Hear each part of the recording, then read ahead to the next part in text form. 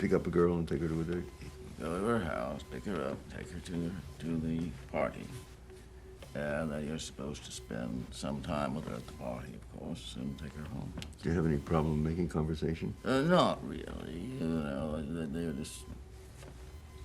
just ready to talk about absolutely anything. Were they frightened of you, you think? Oh, I don't think so at all. They think you were cute?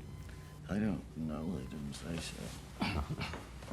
In fact, apparently they had a bad opinion of me because I heard through Really? Yeah. the sister, Rex Weisenberg, that the girls are down on you. Oh, what for? I don't know. They just didn't. You never like found out? No, it wasn't any particular thing. Yeah. It was just my emanations, they felt. No. Mm. Did you feel bad about it? No, I didn't feel bad. Not at all? Well, why should I would have been ashamed of myself if that had happened to me. Yeah. Humiliated. This is high school time we're talking about? Yes. High school, I had a crush on some young athletic gymnasts. And there were three guys, me and two other guys that used to hang around a lot together. And one of them was sort of a little heavier, and the other was a trim, neat-looking Jewish boy that later became a doctor, and I had a big crush on him. So I used to sublimate it, not say anything, but hang around with them and have sodas with them or walk around town with them, but never said anything. So did you ever do anything at that point? No. I was scared to death of opening my mouth and saying anything that would betray me as the ultimate sissy. You know, but I had all sorts of fantasies of throwing myself on my knees at their feet and begging for love, being embraced and cherished and comforted. In fact, I never did say anything about all that until I was maybe 17 or 18. And the first person I told was Jack Kerouac, who had a sufficiently accommodating character to be able to receive my private confession and groan a bit, knowing that it meant trouble, but on the other hand, not reject me, not say, I don't want to know you anymore, but just sort of take it as a new piece of Dostoevskian juiciness in the drama of our existence.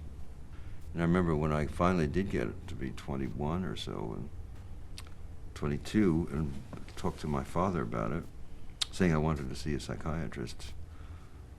He stared at me aghast and said, "You mean you like to put men's penises in your mouth?"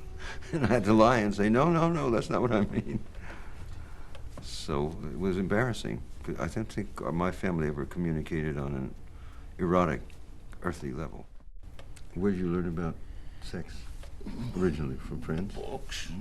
Books, yes. Books. Yeah, I found Krafft Ebing in my uncle's library. He was a doctor. And that was the first rousing reading I had when I was maybe 13, 12. Case histories of algolania, or whatever they called it. There's a book called The Plastic Age by Percy Marx, was sort of daring in the 20s. And The Green Hat and Coming of Age in Samoa. We played out a sort of psychoanalytic or psychiatric role together, and I would lay down for an hour every day, practically, and Bill would listen, and I would free associate. And I remember it came to a kind of climax one day when I burst into tears, sort of after about a half a year, and said, "Nobody loves me." I just actually wept. Nobody loves me. Felt that lonesome. And that was really a great discovery. That's what I actually felt. You know, really. If you did. Well, if I did, yes. But I thought I did. But anyway, that I was capable of that, Yeah. of saying that, really amazed me. Because that was really making myself totally vulnerable before somebody. Actually, I still feel that way. Nobody loves me. Do you want to be loved? Well, that I don't Probably know. not. Probably not. Yeah, I want to be loved. I want to be loved on my own terms. Do you want to be loved? Not really. Depends. By Yeah. who or what. Yeah. By my cat, certainly. I want to be loved by certain young gentlemen. Kerouac and I were very interested in Bill and curious about him when we first met him. So we formed ourselves in a kind of delegation of two to go visit and inquire as to what was the nature of his soul and what did he think about, and what did he really think about. You know, what did he feel like? What did he feel like? What did it feel like to be William Burroughs, and what kind of sensibility he had underneath? Was he tender, or was he cruel, or was he cold lizard, or was he some sort of a blue boy? You're thinking in either or terms. Yes. Well, no, there's a whole variety of possibilities Yes. here. And Kerouac, with this sort of typically intelligent and sort of intuitive heart, and at the same time very straight, manly, handsome quality, was a very appealing person to talk with.